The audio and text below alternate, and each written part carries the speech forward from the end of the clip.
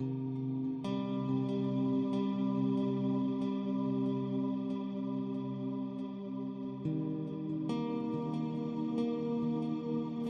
Morning everyone. আমরা চলে এসেছি এখন ফ্র্যাঙ্কফুর্ট এয়ারপোর্ট কাম স্টেশনে, মানে দুটোই এয়ারপোর্ট আর স্টেশন একদম কাছাকাছি, দুটোই ওপর নিচে।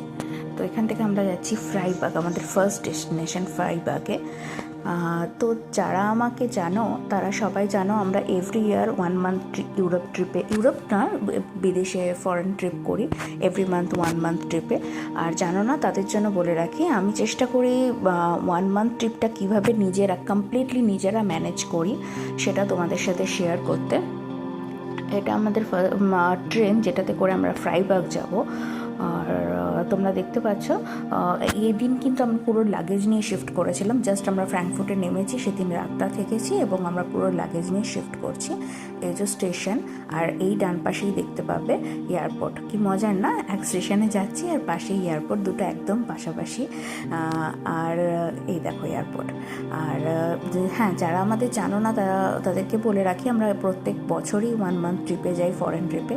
তোমাদের সমস্ত কিছু ডিটেলস শেয়ার করব, কীভাবে ট্রেন বুকিং, বাস বুকিং এবং পাবলিক ট্রান্সপোর্টেই ম্যাক্সিমাম আমরা যাতায়াত করি এবং কমপ্লিটলি নিজেরা প্ল্যান করি।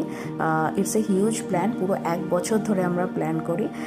সবটা তোমাদের সাথে শেয়ার করার চেষ্টা করব, কিভাবে কি করছি। ছোট ছোট ক্লিপ নিয়েছি, সঙ্গে ছোট বাচ্চা রয়েছে এবং ওর একটু শরীর খারাপও করে গেছিলো, তাই একটু প্রবলেম হচ্ছিল ভিডিও করতে, বাট আমি চেষ্টা করেছি ছোট ছোট ক্লিপিং তুলে ধরতে। এটা ছিল তোমার 2 স্টোরেজ ট্রেন, তোমরা আগেও দেখেছো, আমি ট্রাভেল করেছি, তোমাদের প্রিভিয়াস ব্লগে দেখিয়েছি।